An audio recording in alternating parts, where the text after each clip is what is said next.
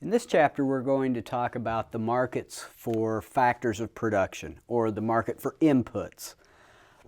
So one of the things that we're going to be thinking about in this chapter, kind of the main thing that we're going to be thinking about, is what determines the income that a person gets paid for a job. So for example, medical doctors earn more than high school teachers, and we want to understand what is it that helps us understand why that's the case. So when we think about factors of production, you may have heard that term before. I use it interchangeably with inputs. So if we're talking about the inputs, we're thinking about the things that are used to make output, goods and services. So the inputs are going to be things like land, labor, and capital. Those are typically the three inputs that we think about. Land being physical space, labor obviously being a person doing physical labor, and then capital would be buildings and equipment. So if we think about the market for those inputs, we would analyze the market for an input the same way that we would analyze the market for an output. And it's going to be what we know about output markets is that price is determined by demand and supply. So really everything that we're going to do in this chapter boils down to demand and supply, except we're thinking about the demand and supply for an input. Now if we think about the demand for an input, if we think about, say, the demand for labor, we would call that a derived demand, because the demand for labor, a firm's demand for labor, is derived from its desire to produce the good or the service. So demand for inputs is derived from the production of the output. If the firms were not producing any output, then they would have no need to purchase any of the inputs. So let's start by thinking about the demand for labor. We're gonna think about how the labor market works, and then here in just a little bit we'll talk about the market for land and the market for capital, and we'll see that it works exactly the same. So let's start with labor. Labor markets function like other markets that we've talked about in other videos. So if we think about what those markets look like, we're going to have a demand for labor, a supply of labor. The price of labor we'll call the wage here. So that's just a price. And then down here I'm going to put L for labor. We can think about that as the number of units of labor, maybe workers, hours if we wanted to. We're not too worried about that. So let's make sure we write labor here. One of the things that we want to do is we want to start by thinking about the firm that is behind the demand for labor as being a perfectly competitive firm. So we'll think about the firm as being participating in a perfectly competitive output market. So let's suppose this firm is selling its output in a perfectly competitive market. And let's suppose that the input market is also perfectly competitive. Now out there in the real world, most markets are not perfectly competitive, but we need to start there, and then we can think about what happens when one or both of these markets is not perfectly competitive.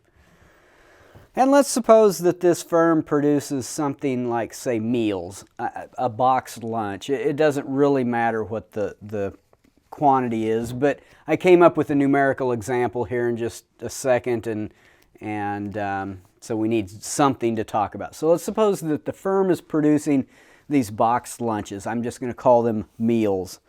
And let's suppose that the firm, remember that if you're a perfectly competitive firm, then that means you're a price taker. So the firm is a price taker in the market where it sells these meals, and it's a price taker in the market where it buys labor from. It doesn't have any control. The firm is small compared to the size of both of the markets that it participates in, the output market and the input market. The firm is also going to desire to maximize profit. So if you're in a principles of class, let's say you've probably already talked about firms that are maximizing profit. So hopefully that's familiar to you. If not, I've got videos on that. So the firm is going to be making its revenue from selling these meals that it's making, and it's going to be spending money on the inputs, and labor here is one of those inputs that it's going to be purchasing. Now, the profit maximizing choice of number of meals to produce is then going to determine the profit maximizing amount of labor that it needs to purchase. Okay, and so that's why we call this a derived demand. It's derived from the firm's decisions in regards to how many meals it's going to produce. So now clearly the productivity of workers is going to be a key part of this decision. Okay, so what we need to do is we need to think about the production function. Okay, so I'm going to put, you've probably seen a production function before. I'm going to put my production function right over here. I'm going to start with a column here for labor, and let's just think about the number of units of labor starting at 0 and going up to 5. So we can think about these as the number of people employed to make these meals. And let's think about the number of meals that we can make in a day. I'm going to call that Q. Well, that's just going to be output. Okay, so this is the output number of meals the firm produces. If they have no workers, then they produce no meals. Let's suppose that one worker can produce 50 meals in a day, and then if they bring in, let's suppose they want to produce more than 50, so they bring another worker in to produce meals. Let's suppose they can produce, the two of them can now produce 90. 3 can produce 120. 4 can produce 140. And 5 can produce 150. Okay. If you've watched my videos, in particular my cost of production videos, you've seen numbers like this before. We talked about a production function, and we used it to come up with a total cost curve. And actually I used these exact numbers in a different example. So now let's think about what that production function, this information, the number of workers and the amount of output that we can produce, let's think about what that production function looks like. I'm going to add some more columns to this. So as you're taking notes, don't put anything just to the right of that. But let's draw this production function. Now, any production function, we typically put the amount of the input that we're talking about down here on the horizontal axis, and in this case we're going to put labor. And then we put the amount of output up here on the vertical axis. So labor goes up to 5. So 1, 2. And then our amount of output goes up to 150, but it's not going up by the same amount each time. So I'm going to put 50 here, and 100 here, and 150 here. And then we're just going to graph these combinations of points. If we have 0 workers, we get 0 units of output. 1 worker, we can produce 50 meals in a day. 2 workers, we can produce 90, so that's going to be somewhere right in there. 3 workers, we can produce 120, so that's going to be somewhere maybe right around there. 4 workers, we can produce 140, so that's going to be something like that. That one probably should be up there. And then 5 workers, we're going to produce 150, so that's something like that. And if we connect those, we get what's referred to as the production function. And you can see that this production function is not linear. It starts to curve off and flatten out. Let's talk about why that thing is not linear. Why is it that as you bring in more workers, you're not, why is it that when we bring in that second worker, why are we not able to get 100 meals in a day? Why is it only 90? And then we bring in that third worker, and now we only get 120 instead of 150. In order to understand that, we need to define something else that we call the marginal product. You've probably seen it before. I'm going to put marginal product right here, but let's define it right over here. So our marginal product is just the change in total product, or the change in total output. Anytime you have marginal anything, the word marginal you can think of as change in. So marginal product is going to be change in total product. Let's write it here. Marginal product, which I'm going to abbreviate MP, is going to be how much output changes as we change the number of workers that we've got. So I'm going to use that triangle to stand for the word change in. If you've watched my videos, you've seen me do that before. So we've got change in output when we change the amount of labor that we're using. And we're always going to be, at least in this example, thinking about a change in labor of being 1 unit. So we're going to start here where we have no units of labor, and now we're going to use the first unit of labor, and we see that output goes from 0 to 50. So the marginal product, or the change in output, is 50 when we use that first worker. And then when we go from 1 worker to 2, our output goes from 50 to 90, so it went up by 40. And then when we go from 2 workers to 3, output goes from 90 to 120, so it went up by 30. You can see that marginal product is going down by 10 each time. So it's down to 20 and then 10. So there's marginal product. Marginal product turns out to be the slope of the total product, or the production function. So the slope of this little segment right here would be 50. The slope of this little segment right here is 40. Slope here is 30, 20, and 10. So let's talk about why marginal product is not constant. If this thing was linear, then marginal product would be constant, right?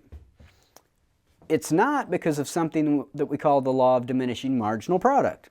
And if you've seen, if you've talked about costs of production, you've probably already discussed that. But the idea behind the law of diminishing marginal product is that anytime you've got some fixed input, so for example, let's suppose you've got a fixed amount of space for your workers to work in, or a fixed amount of equipment for them to use, and you want to increase output, as you bring more workers in, they start to have to share that equipment and share space. They get in each other's way. And so everybody's productivity goes down. And somebody, maybe your mom or your grandma, might have taught you a lesson about that by saying that there's too many cooks in the kitchen. What that means is there's enough cooks in here that productivity is going down. And if we were to take cooks out of the kitchen, productivity would go up. So that's the law of diminishing marginal product. So now what we want to do, we're going to add still yet another couple of columns out there. We want to talk about something that we call the value of marginal product. Value of marginal product. So when you bring another worker in,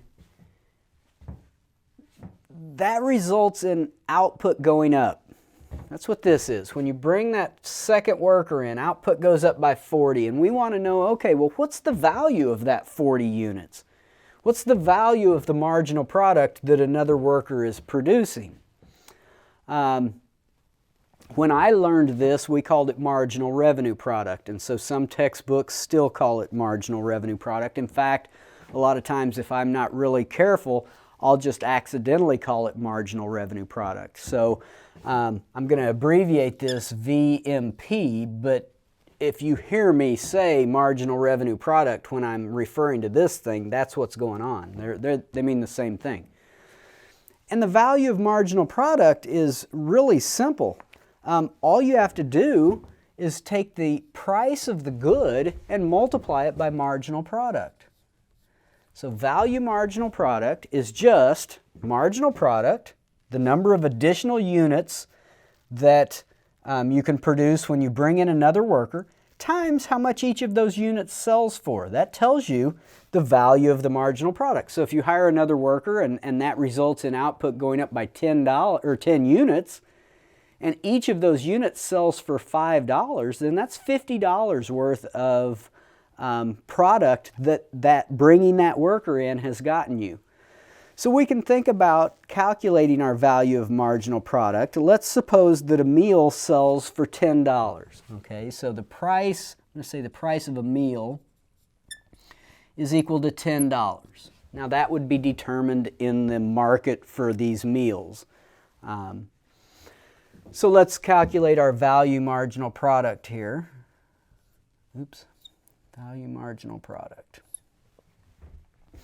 We're obviously not going to calculate it.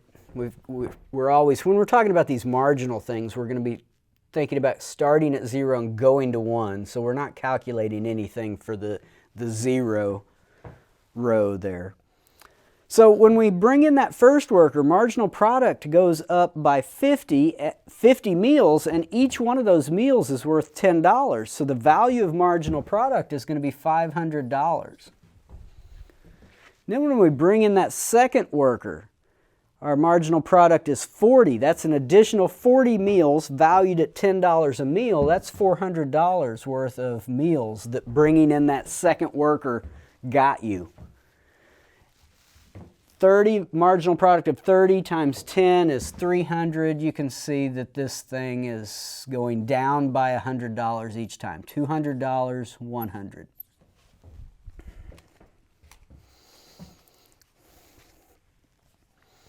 So now we know here what each worker gets us in terms of output, but what we're really interested in is what's that worth in terms of dollars? What's that worth in the market? So now the firm is going to be making a decision about how many workers that it wants to produce or that it wants to hire.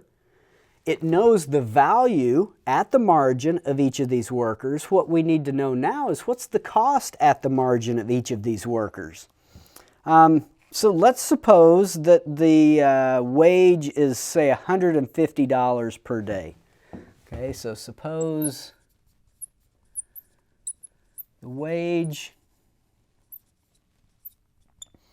is equal to $150 per day. So if you bring in another worker, it's going to cost you $150 per day. So I'm going to put another column over here. Let's just put wage, and this is, everything here is on a per day basis. So $150, bringing in another worker costs you $150 at the margin. So now the question is, how many workers is this firm going to want to hire? Well, if we think about this first worker, let's think about the way that we make decisions. One of the basic principles of economics that we know is that a decision maker takes an action if and only if the benefit at the margin is bigger than the cost at the margin. Well, here's the benefit at the margin. That's what the value of an additional worker is. Here's the cost of an additional worker. So if we bring in that first worker, that's going to result in $500 additional dollars coming into the business, and it's going to cost us $150. Clearly, that's a good idea. So we do want to hire the first worker. If we think about the second worker here, the second worker is going to bring in less than the first worker. They're going to bring in $400, but still only going to cost us $150. That's a good idea too. All right?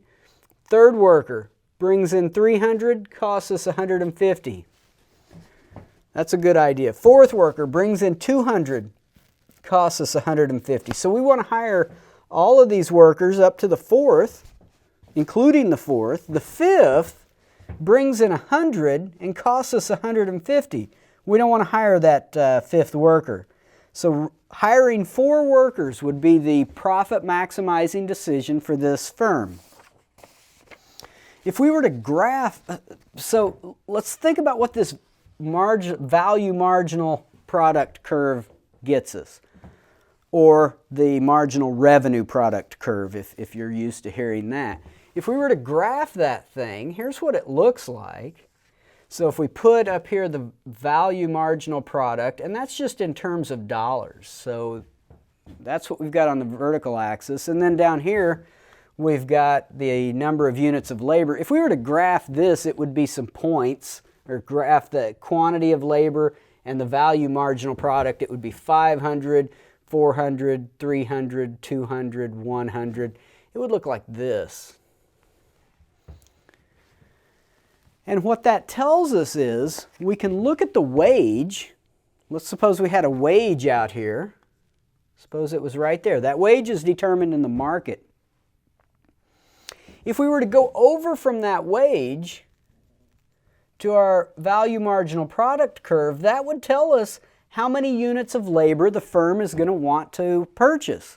So this, if that was the wage, the firm is going to produce or purchase that many units of labor. It's going to buy all these units of labor up to that point.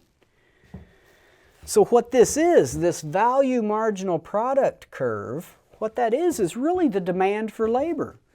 Whatever the wage is, we know that the firm is going to want to hire all of these units of labor up to that point and not want to hire any of those units of labor. Now the reason that they want to hire, say, this unit of labor is if you go up to the value marginal product curve, you see that the value of that unit of labor is right up here, and here's how much that unit of labor costs at the margin. The value is greater than cost at the margin. So the firm certainly wants to hire that unit. If we look at that unit right there, there's the value at the margin, there's the cost at the margin. They want to hire that unit. They want to hire every unit up to that point. But if we were to look at units of labor out here, I'm going to extend the wage out here. If we were to look at units of labor out here, then here's the value at the margin, and right up here is the cost at the margin. That's a bad idea. They don't want to buy any of those units of labor. So whatever the wage is, the wage can be up here or the wage can be down here. If we go over from that wage to the value marginal product curve, that tells us the number of units that the firm wants to purchase. So that is the firm's demand curve for labor. Okay, so this is the value marginal product curve, is the firm's demand for labor. I'm going to say demand curve for labor.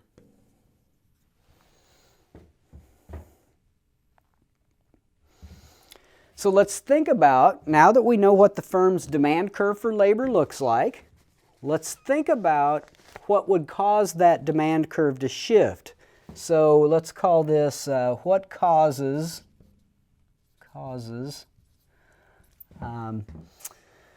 the labor demand curve to shift.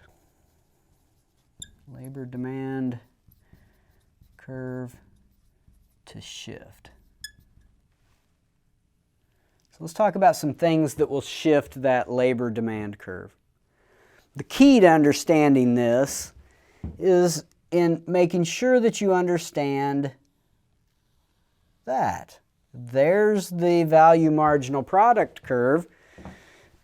We can see that it is the price of output multiplied by the marginal product of labor. So anything that changes the price of output will cause this curve to shift around, and anything that changes the marginal product of labor will cause this curve to shift around. So let's start by thinking about output price. Output price, I'm just going to say here, what we're talking about is P. So because the value of marginal product is the output price multiplied by marginal product, anything that causes output price to go up will increase the demand for labor, and anything that causes output price to go down will decrease the demand for labor.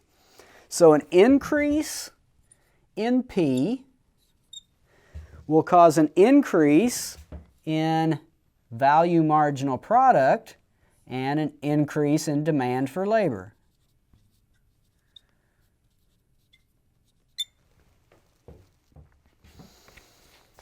And the reason is that when that output price goes up, output is more valuable. Okay? And so these values would rise, and consequently the derived demand for labor is going to increase because the good that is being used or being produced with the labor is now more valuable than before. So output price will cause a change in output price, will cause a change in the demand curve for labor. We could also think about technology. If we have a technology change, the way we would describe a change in technology is that would change the marginal product of labor. So any technology that increases marginal product will increase the demand for labor. Okay? So let's just say an increase in marginal product will result in an increase in the value of marginal product because there's more marginal product there. And that increase in value of marginal product will shift that demand curve for labor to the right. Now, it is possible for a change in technology to result in us using less labor. So, for example, we could talk about what's referred to as labor-saving technology improvements. So the development of a kiosk that you can put at the front of a fast food restaurant that will allow customers to order from it rather than ordering from a person, that replaces a human worker. So that's certainly a possibility, but most of the time we have technology improvements. Most of the time those are what we call labor augmenting technology improvements, meaning that it makes the workers that you've got more productive and consequently it results in an increase in demand for labor. Okay?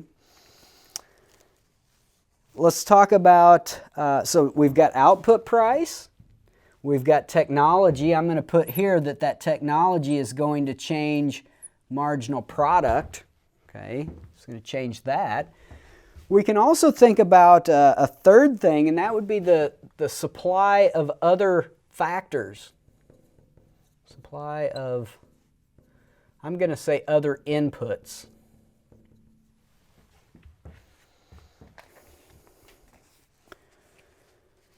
So if the supply of other inputs, like say capital, goes up, that's typically going to increase the marginal product of the other inputs that are used along with it.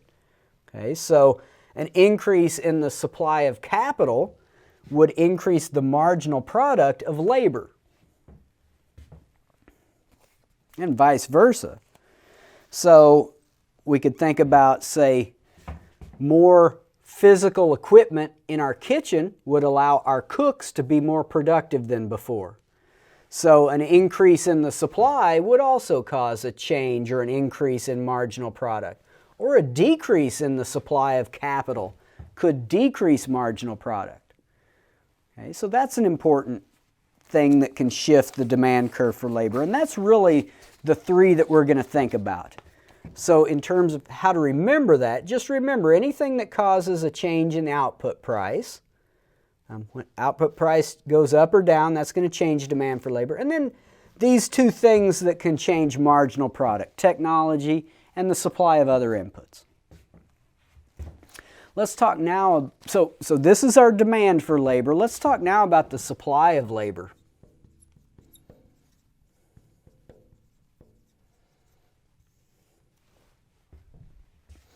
Because we've got half of what we need. We've got the demand for labor. Once we add with it the supply of labor, then we'll be able to see that equilibrium, where our equilibrium wage gets determined.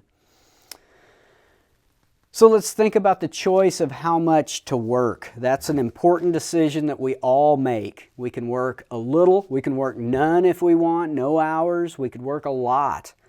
And so if we think about how we make that decision of how much work to engage in versus how much time we spend not working, and I'm gonna think about our time spent not working as leisure. So we've got two uses for time, labor and leisure. And I've got another video on utility and how consumers make choices. And this is one of the examples in that video, that labor-leisure decision. It's an important decision that we all end up making. Now, if we think about the price of labor, or the reward to working would be the wage. So let's suppose your wage is $20. That's determined in the market. You don't have any control over that. But let's suppose the wage is $20.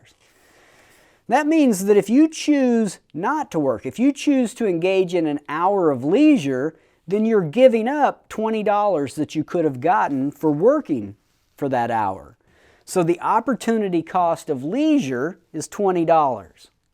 Okay? So this wage is going to be the opportunity cost of leisure, not working.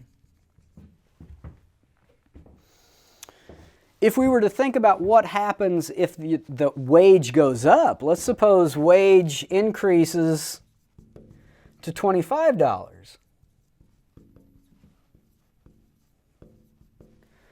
If the wage increases to $25, well, now the opportunity cost of leisure has gone down, has gone up. And if the cost of leisure goes up, all other things equal, we're going to want less leisure. So as the wage rises, we tend to work more and engage in less leisure. Okay? So all this is telling us is that the labor supply curve is upward sloping. So if we were to put wage up here and the amount of labor that workers are supplying, that's what it's going to look like. Now, it's actually a little bit more complicated than that. So if you were to go and watch the video that I've got on consumer choice, you'll see that it's not quite that simple, because if the labor supply curve always just sloped upward like that, then what that means is that if we just keep increasing the wage, you just supply all of the hours that you've got for working. You don't engage in anything except work. Well, we all know that that's not really how we behave. It turns out that leisure is actually a normal good. And so there's another thing happening behind the scenes as wage goes up, and that is that your income is going up. You don't have to work as many hours to earn the same income as before. And so what tends to happen is that at some level of wage, people start to say, you know what? I don't need to work as hard now to earn the same amount of money, so at this higher wage, I'm going to work a little bit less and engage in more leisure. And if my wage were to go up even more, you know what? I'm just going to engage in even more leisure than before. So there's actually very good evidence to indicate that labor supply curves actually bend back like that. There's actually a downward sloping portion on the labor supply curve. So if we increase wage, at low levels of wage, people work more and engage in less leisure. But at some point, as we continue to increase wage, they start to say, you know what, I'm working enough. I'm going to start engaging in more leisure, because at these higher wages, I don't have to work as hard to make the same amount of money. Okay, we're going to leave it like this. We're going to keep it nice and simple.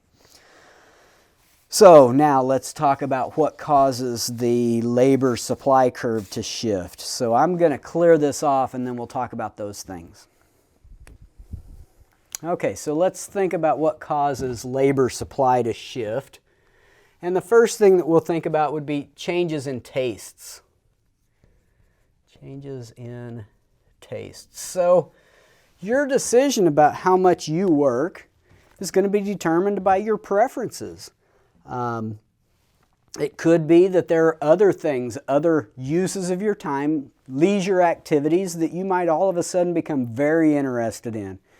So it may be that, let's suppose you're not too many years from retiring and you think, you know what, I'm still going to work for another, who knows, maybe 5 or 6 years, and then all of a sudden your preferences change and you get interested in something and you decide to retire early. Or it could be that maybe you're young and you have very little interest in working right now, But then all of a sudden you decide that, you know what, I'd like to have some more money, but to do some other things. And in order to get that money, I need to work. So it could be that you decide to start working more than before. If we look at, say, labor force participation rates, one of the things that we've seen is that for young males, 16 to 24, the labor force participation rate has been declining for decades. A smaller and smaller percentage of males, 16 to 24, are actually working. And there's been a lot of research on what's going on. What is it that is causing young males to not want to work like they did 50 years ago? And nobody's exactly sure. It's probably different for every person, but there are some things that have kind of come out in the research that might be the culprits. Gaming is one of those things. Substance abuse is one of those things. A larger percentage of young males are, unfortunately, get involved with substances that are addictive, and that can result in them not wanting to work. Or if they spend a lot of time playing games, video games, then that takes up time. That would come under a change in preferences. We could also think about changes in alternative opportunities. I'm just going to say alternative opportunities. And what we mean here is that the supply of labor in one market is affected by changes in other markets. So if wages rise in one market, then some workers are going to leave other markets to come to the market where labor is more valuable. And so you can see changes in the supply of labor in other markets being affected by what's happening in the market that we're thinking about right now. Another thing is the number of workers. We could say, I'll say number of workers, but an important aspect of this would be, say, immigration.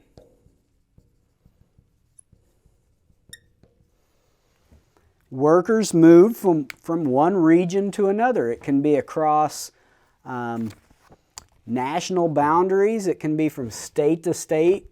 It can be within a state. And so what's happening is that if workers are moving regionally, then supply of labor is going down where they're leaving and going up where they're going to. So now that we understand why the demand and supply curves look the way they do for labor, and we understand what causes the supply and demand curves to shift, now we can start to think about equilibrium in the labor market.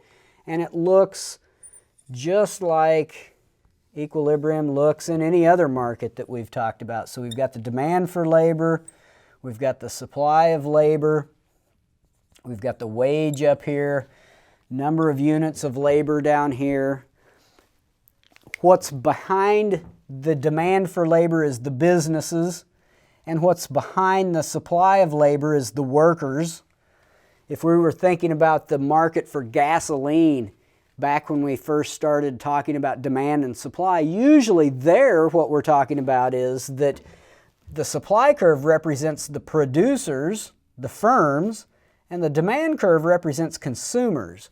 But now when we're talking about the labor market, it's the demand curve that represents the firms because they're the ones buying the inputs.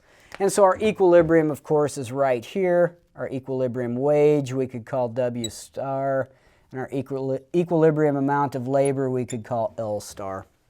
So there's equilibrium in the market. Anything that changes demand or supply will change that intersection, and consequently will change the equilibrium wage and the equilibrium amount of labor.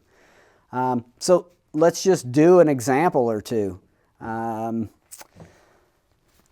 Let's first, before we do that, let's go back to something we saw earlier in this video, and that is that the wage is equal to price times marginal product, which we can write as value marginal product. Anything that changes the wage is going to change the value of marginal product by the same amount. Okay. So let's do an example. Let's start out at equilibrium, point A. We've got our wage up here, amount of labor here. I'm going to call our initial wage W1, our initial amount of labor L1.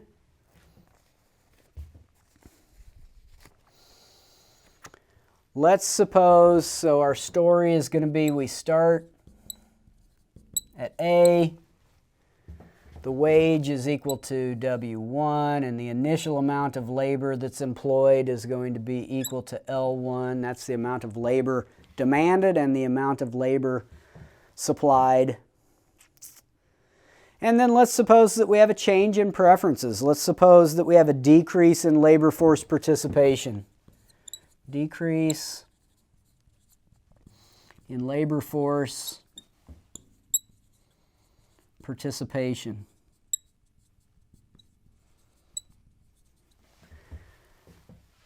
That's one of the things that we talked about is changing the supply of labor.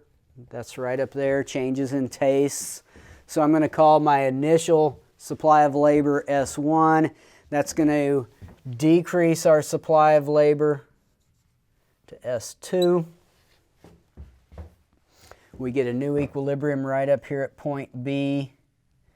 And we see that that's going to drive up the wage to W2. It's going to drive down the amount of labor bought and sold to L2. And you can see this is what we're doing here is exactly how you would analyze a change in demand and supply, demand or supply in an output market. It's just that we're talking about an input here. So not hard at all.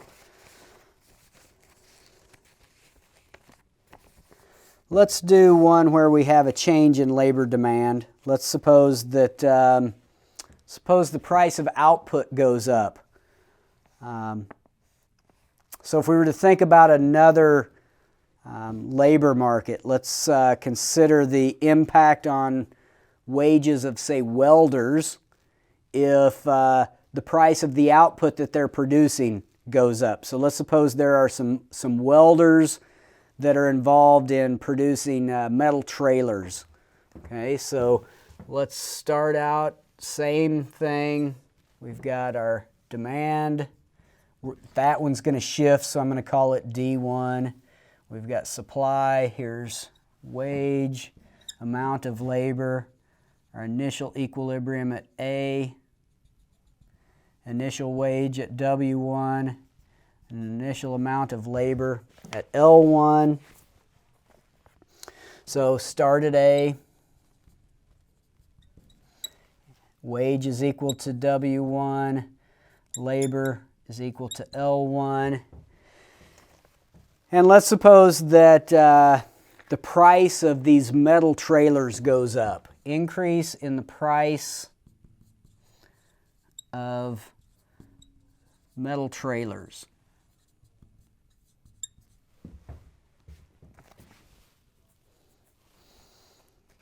So remember here, our value marginal product, our demand for labor looks like this. W is equal to output price times marginal product. And so what we're increasing here is we're increasing that. We're increasing the price of metal trailers. Don't be confused and think that somehow we're increasing that price. This is the price of labor up here. So if that price goes up, output price goes up, that means that at the margin, what these workers are producing is now worth more. That's going to increase demand for labor from D1 to D2. We get a new equilibrium up here at point B, and we get a higher wage and a larger number of or amount of labor that's employed in the market. So we could have also changed labor demand by changing technology. That would have changed marginal product, or we could have changed the supply of some other input that's used in the production process, either the amount of space that they've got, land, or maybe the amount of equipment that they're working with. So here's what we're seeing. We're seeing that one of the basic principles of economics is that your standard of living is determined by your ability to produce something that somebody else wants to buy. And that other thing that people want to buy, the more valuable that is in the market, the higher your standard of living is going to be. So your standard of living depends upon the value of the marginal product that you can produce. Of course, that also is dependent upon the amount of the input that there is. How many people are there that can do what you do? Now, we've assumed here, all of this stuff that we've done has been assuming that the markets that we're thinking about here are competitive, and it turns out that out there in the real world, most markets are not competitive. So we could think about, let's talk about one labor market that is not competitive. We could think about a type of market that we call monopsony.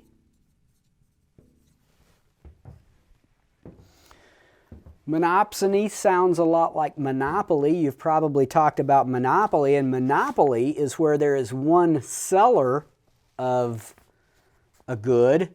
Monopsony is when there is one buyer.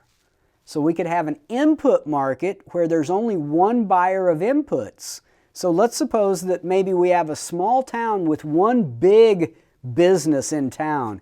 Maybe it's one big factory that employs a whole bunch of people in that town. And so maybe that factory is really the only real employer in that town. Well, that means that they're the one buyer of labor, and being the one buyer is going to give that monopsony market power. In the same way that being the only seller, being a monopoly, gives the monopolist market power, and it allows them to drive the price up of what they're selling. Well, for a monopsony, that allows the monopsonist to drive wages down. They're able to use their market power to pay the inputs that they're purchasing, labor, less than if this was a competitive market. And if you want to see examples of monopsony, a good place to look for monopsony is sports economics. If you're a major league, let's say a baseball player with skills to play at the major league level, that's a monopsony. There's one employer of your labor, and that is Major League Baseball. And consequently, the owners of the teams are able to use their market power to drive wages down. Let's think about other inputs. So we've talked about labor. We've spent all of our time here talking about labor so far. Let's talk about land and capital. So we're typically talking about rental prices. So we can think about the rental price of land. Usually we think about households as owning the land and renting that land to the businesses. So the price at the margin that a business pays for land is going to be the rental rate. We can think about that as working the same way for capital. The owners of capital, we would think about it as being the households, and then the households rent that capital to the businesses. Now, a more realistic view of the world would be that a lot of capital is actually owned by the businesses. They're not renting it from the households, but that's fine. It doesn't really complicate things too much if we just think about the households as renting it to the businesses. So the rental price for land and the rental price for capital is determined exactly the same way as the wage is in the labor market. If we were to think about the land market, let's draw a small picture here for land and a small picture here for capital. Let's start with capital. I'm just going to put so here's the capital rental market. So I'm going to put rental price. So we've got demand and we've got supply over here. And the intersection of the demand and supply determines the rate at which capital is rented for. And it works the same if we're talking about land. The only difference here is we've got some demand for land. I'm going to draw my supply of land more inelastic. I'm going to draw that supply curve for land as being not completely vertical, because there's some land that's not being used for, say, production purposes that's very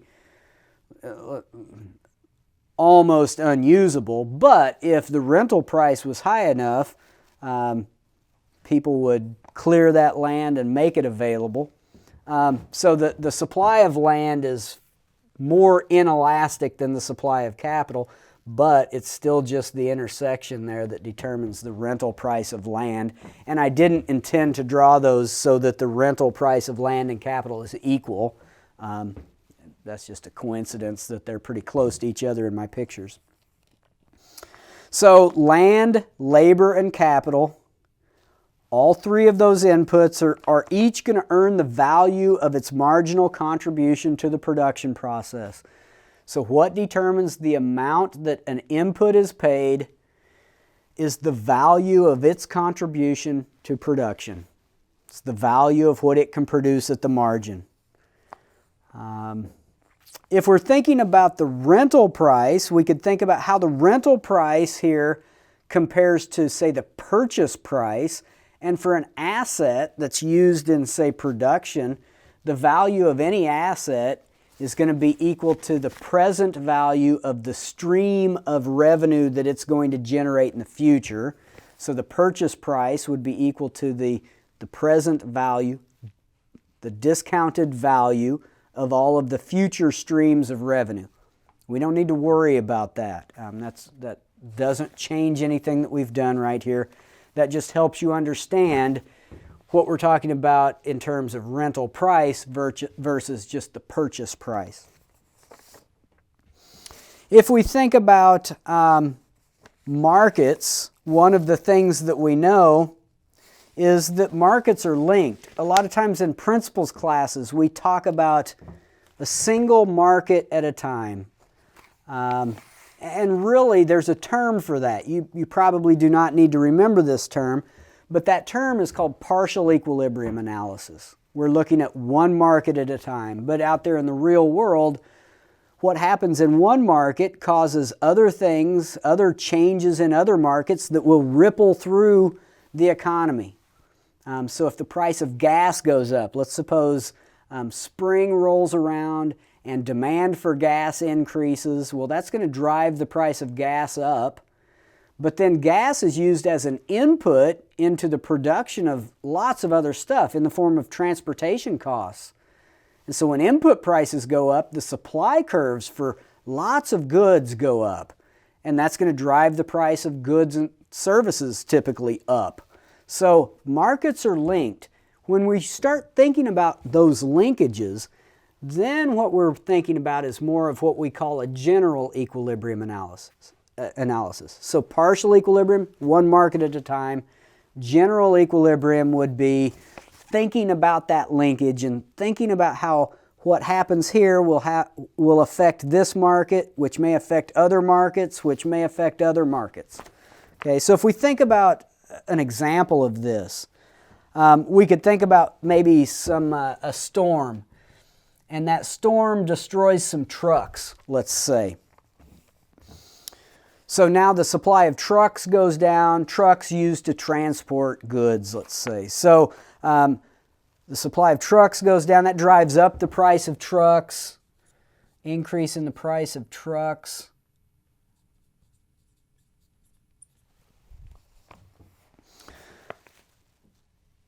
The fact that there's fewer trucks will also affect the productivity of truck drivers, right? A truck driver without a truck is not very productive.